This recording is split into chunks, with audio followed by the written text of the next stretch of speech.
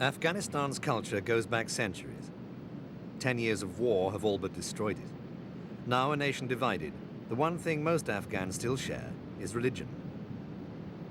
90% of the population is Muslim, the majority Orthodox Sunnis, the remaining 20% Shiite. Despite the Soviet occupation, it was the polarization into two camps, progressive and fundamentalist, and their attitudes to women and land reform, which was the root cause of the war. Besides religious differences, Afghanistan is divided along ethnic lines. The distinctions are least visible in the towns.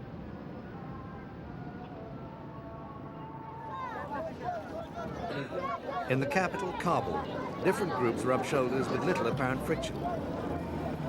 It's the women who most clearly show the cultural divisions. Many urban Afghans have adopted Western dress, but traditional garb is still much in evidence.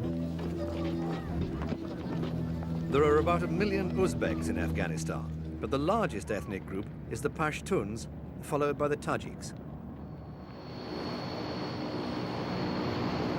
Since the departure of Soviet forces, the government has become increasingly dependent on women in its attempts to hold on to power. Female emancipation has been positively encouraged by the Kabul regime.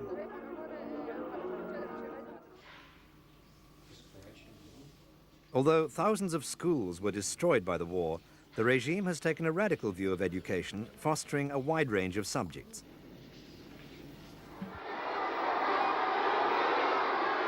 But for the Mujahideen, education is limited to the teachings of the Quran. The hearts and minds of the younger generation are part of the continuing battle for supremacy.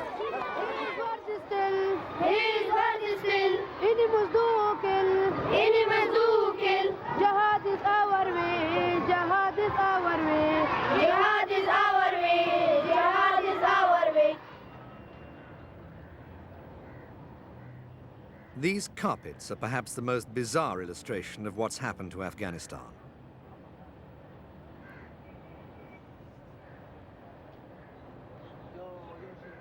A country's art reflects its mood and lifestyle. For these orphans, war is all they know and understand.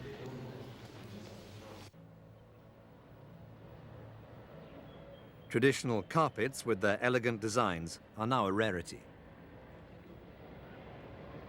Even the carpet maker's craft is suffering a loss of cultural identity.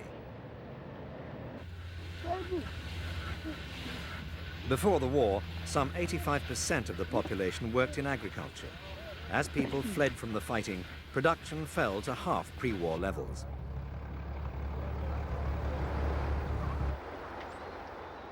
Apart from a tiny urban minority, women don't usually work outside the home.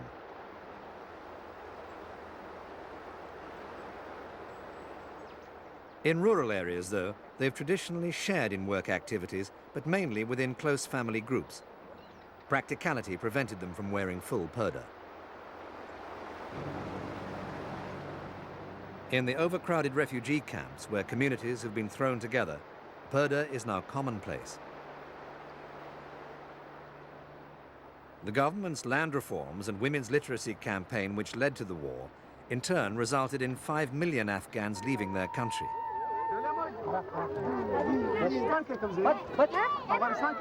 This little girl says she'd like to go to school.